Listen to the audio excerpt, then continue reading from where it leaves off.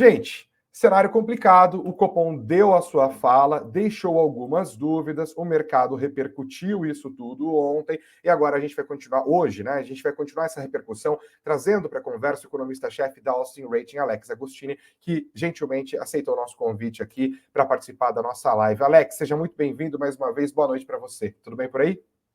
Fala, Greg, boa noite. Eu que agradeço pelo convite e boa noite a todos que estão nos acompanhando. Ô Alex, qual era a sua expectativa? Aliás, olhando para suas expectativas, quais eram elas e quais delas foram frustradas pelo comunicado do Copom na noite de ontem? Olha, certo que todo mundo esperava que haveria manutenção. Houve, e ok, quanto a isso não se discute. A nossa expectativa na Austin era, sem dúvida alguma, como a maior parte do mercado, o comunicado. E pelo mapa de ativos que você mostrou inicialmente, que foi ali o mar vermelho, e também, né, pelas declarações de alguns especialistas que você mesmo colocou no início, né? Alguns acham que só cai depois de setembro, outros acham que cai em 2024, alguns acham que cai 0,25 ponto em agosto. Na Austin, por enquanto, nós acreditamos que pode cair meio ponto em agosto. Veja bem, pelas divergências de opiniões, não é possível que o Banco Central esteja certo no comunicado dele, tá certo? Ou seja, o mercado inteiro, que tem grandes especialistas, ficaram desorientados justamente porque ficaram frustrados, como nós, com o comunicado. O Banco Central, um grande papel dele é ser um bom orientador das expectativas futuras. Ele não foi. A comunicação dele foi falha. Eu não sei se foi ausência de coragem para se posicionar e indicar qual será o próximo passo, ou foi excesso de coragem para manter um conservadorismo exacerbado diante de uma queda há mais de 6 meses de preços no atacado, de uma queda consistente, ainda que não intensa, das expectativas de inflação para 2024, que é o objetivo dele, não é mais 2023, mas 2023 vem surpreendendo para baixo também. Na Áustria, a nossa projeção já quando foi divulgado o IPCA 15, nós já tínhamos revisado o IPCA de 2024 para 3,8, portanto, já ali abaixo do teto, se eu não me engano. Que é 4,5, sim. Isso. Então, o Banco Central, ele tem todos os fatores condicionantes a seu favor. Quais são eles? Primeiro, a questão do arcabouço fiscal. Tudo bem, vai voltar para a Câmara, mas já foi passado pelo Senado com alguns ajustes. Já está encaminhado. O cenário internacional melhorou muito, inclusive tanto melhorou que o próprio Estados Unidos parou de subir os juros. O risco dos bancos foi dissipado, o Banco Central diz isso no comunicado. A tensão China-Estados Unidos foi amenizada com o último encontro. Os fatores determinantes, inflação corrente, lá embaixo, com risco de deflação no IPCA agora em junho. Temos esse risco, pode acontecer. Inflação expectativa futura, declinando, são fatores determinantes. Eu não sei, sinceramente, Greg, o que o Banco Central está esperando. Eu acho que é o seguinte, ele tem o modelo dele, é um modelo que, naturalmente, olha a situação sem olhar qual é a realidade do país. Então, ele olha uma situação econométrica, ele olha números. Os números, pelo modelo, o juros só começa a cair em 2024. E aí a pergunta que fica foi importante combater a inflação até agora, e nós estamos conseguindo combater porque ela já declinou. Mas qual é o custo de continuar com esse conservadorismo? Então, eu acho que o Banco Central, primeiro, ele frustrou e errou no comunicado dele, porque houve essa dispersão de posição e de expectativas de mercado, houve esse mar vermelho hoje dos ativos, não é à toa que os ativos caem, não é à toa, tem um porquê. E o porquê? O Banco Central não foi um bom orientador de expectativas. Então, eu acho o seguinte, o Banco Central está brigando para combater uma inflação que ela está imune à taxa de juros, que são, aliás, os preços administrados. Ele está batendo muito forte nos preços livres, derrubando a atividade econômica, que vai acontecer, até porque a surpresa do primeiro trimestre foi agropecuária, não foi serviços, não foi indústria. Então, ele está batendo muito forte, vai desacelerar no segundo trimestre, terceiro trimestre. A qual preço? Então, eu acho que o Banco Central ele precisa colocar na conta dele o outro lado, né, da equação, que é qual é o custo para a sociedade que eu tenho. Eu acho que tem uma queda de braço entre o presidente da República e o Banco Central, um pouco desmedida. Eu acho que às vezes o presidente exagera, mas em certa medida ele tem o mesmo sentimento que eu e você e qualquer brasileiro. Nós estamos cansados de termos taxas de juros muito elevadas e, aliás, com condições que ela poderia começar a cair. Veja, se ela cair meio ponto, vamos lá, meio ponto ao ano, efetivamente, na ponta do lápis, é nada. É 0,04 de cada ao mês. É nada.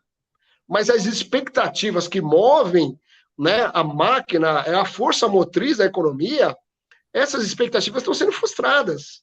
E aí é óbvio que todas as entidades de classe vão se manifestar de forma negativa. Por quê? Porque a China está aí e está ocupando os espaços. Eu até gravei um vídeo ontem para o meu canal, que eu tive uma experiência, que eu fui comprar uma lâmpada para o meu carro, muito rápido isso, e tinha uma lâmpada chamada Paralelo. O meu carro é alemão, antigo, 2012. E eu fui comprar a original para não ter o preço, R$ 236. E a chinesa, paralela, R$ 20. Aí eu falei, bom, então eu vou querer a original, porque dura 10 anos. Aí a mulher falou, não, mas ela também é feita na China. Eu falei, não, então me dá a paralela, porque é feito no mesmo lugar. A mudança Eu é só... 10. Oi, eu compro 11, por aí. Faz Exato. estoque, exato. Exato. Então, o que eu quero dizer com esse exemplo? A China está ocupando os espaços. Aqui na minha cidade, em Osasco, nós tínhamos uma fábrica da Osram. A Osram, a maior fabricante de lâmpadas no mundo, e ela fechou as portas em 2016. Então, por que ela fechou as portas e transferiu a parte da produção para a China?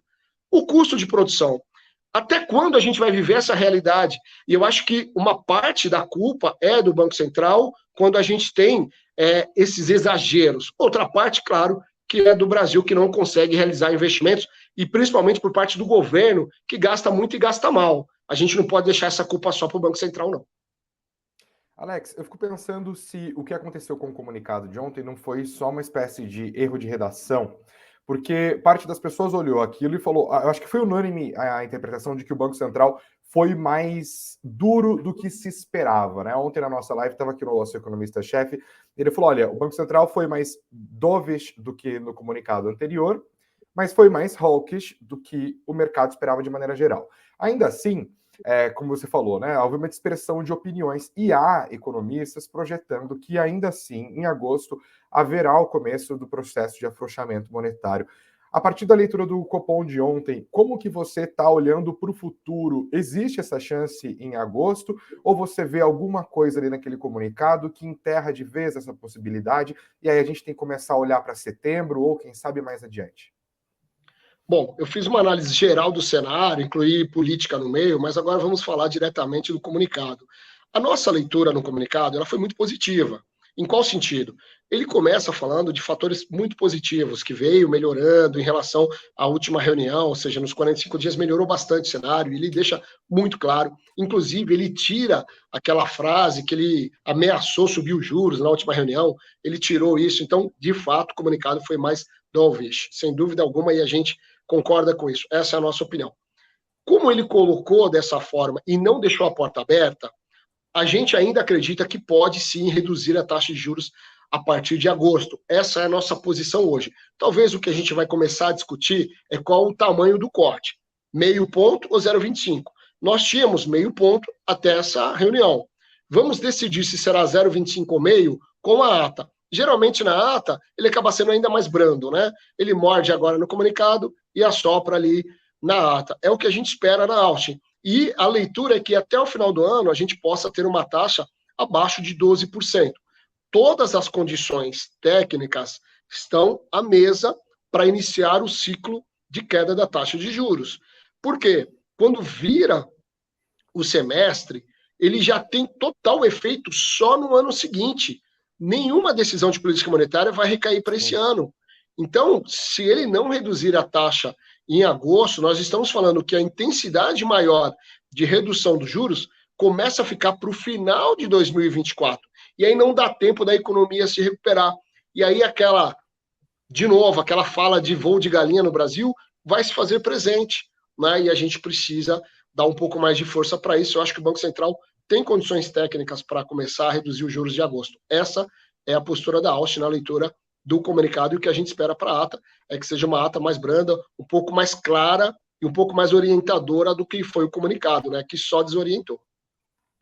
Tentando fazer um exercício de empatia, o papel do Banco Central aqui é manter os juros no patamar que seja necessário para ancorar as expectativas de inflação para dentro do intervalo da meta e, óbvio, fazer com que a própria inflação convirja para a meta.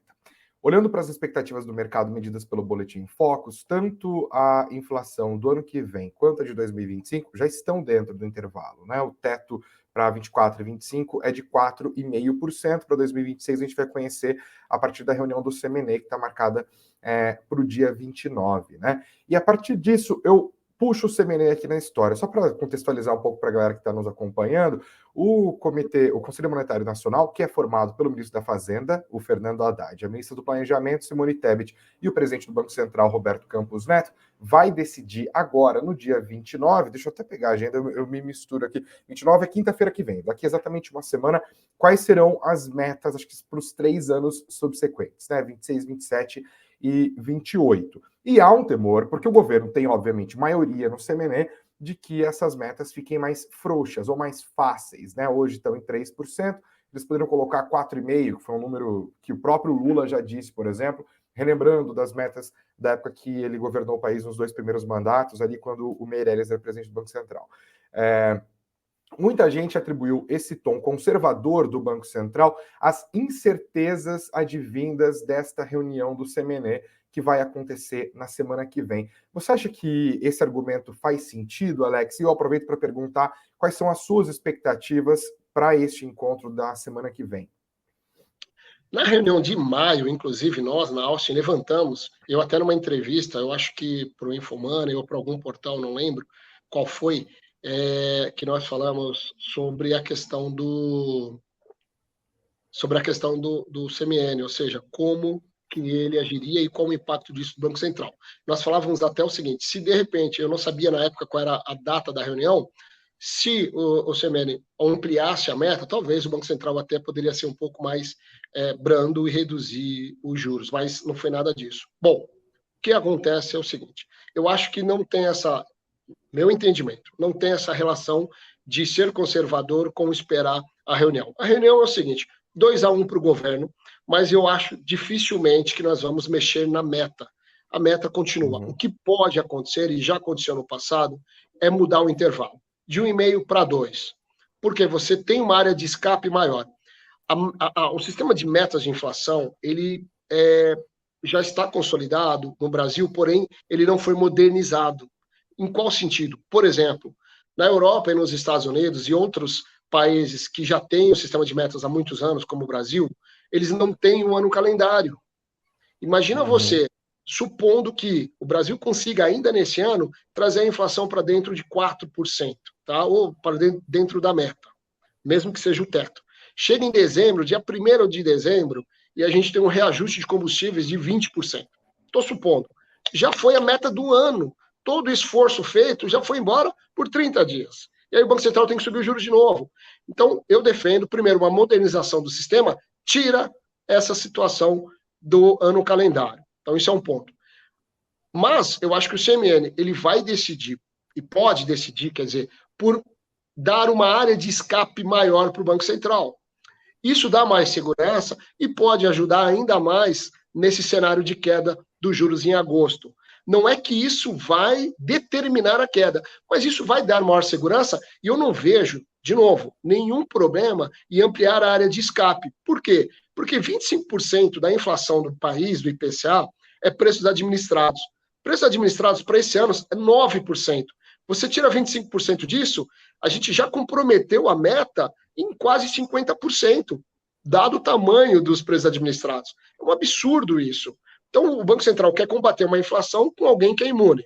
Então, com essa área de escape maior, que eu acho que vai ser voto vencido do Banco Central por ser a maioria governo, ele pode começar a reduzir os juros com um pouco mais de segurança.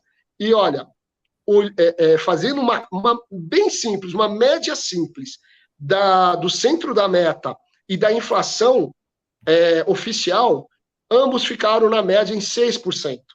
Então, a gente está querendo atingir uma inflação de 4%, quando historicamente ela foi de 6%. A gente não tem mecanismos para mudar essa situação dos administrados, pelo menos não por enquanto. Então, acho que o Banco Central precisa de maior flexibilidade. A maior flexibilidade não vem em elevar a meta, até porque o próprio Banco Central já falou. Isso reduz a ancoragem das expectativas. Concordo com ele. Mas se você tem uma área de escape, te dá um pouco mais de segurança em momentos voláteis. E a gente passou isso, e ainda passamos por conta da pandemia, que ainda sofre os efeitos de preços, da questão que nós já falamos aqui, de toda a cadeia de insumos. Enfim, tudo isso tem surtido efeito ainda e tem, inclusive, prejudicado o Brasil de ter juros menores.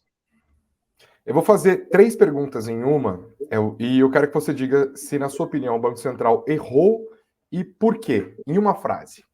O Banco Central errou ao descer os juros a 2% no momento mais crítico da pandemia? Não. Era necessário, porque nós tínhamos um cenário desconhecido, né, de pandemia e que todo mundo ficou confinado em casa, parou as atividades. Nós tivemos uma queda absurda no setor automotivo, que é um dos mais importantes e que também tem uma cadeia de produção muito grande e que emprega muito direto e indiretamente. Então, ele não errou naquele momento. O Banco Central errou ao não ter iniciado o ciclo de afrouxamento monetário ontem ou antes? Para mim, sim. Para mim, errou porque, de novo, ele faz uma análise extremamente econométrica de modelo e simplesmente ele errou porque todos os indicadores já mostravam que a inflação estava sendo reduzida. Basta olhar o IPA dos IGPs. Ele está há 6 meses em deflação. O cenário mudou e o Banco Central não mudou o seu cenário. O Banco Central errou ao não sinalizar com clareza o início do corte da Selic no mês de agosto? Se a gente considerar que o Banco Central ele tem que ser um coordenador de expectativas, com certeza ele errou. Inclusive, nas reuniões anteriores, e ele sempre indicou qual era a situação da porta dos juros. Ela está aberta? Não está. Dessa vez, não. Eu acho que isso passou uma certa insegurança do Banco Central em relação à sua decisão, ainda que tenha sido unânime.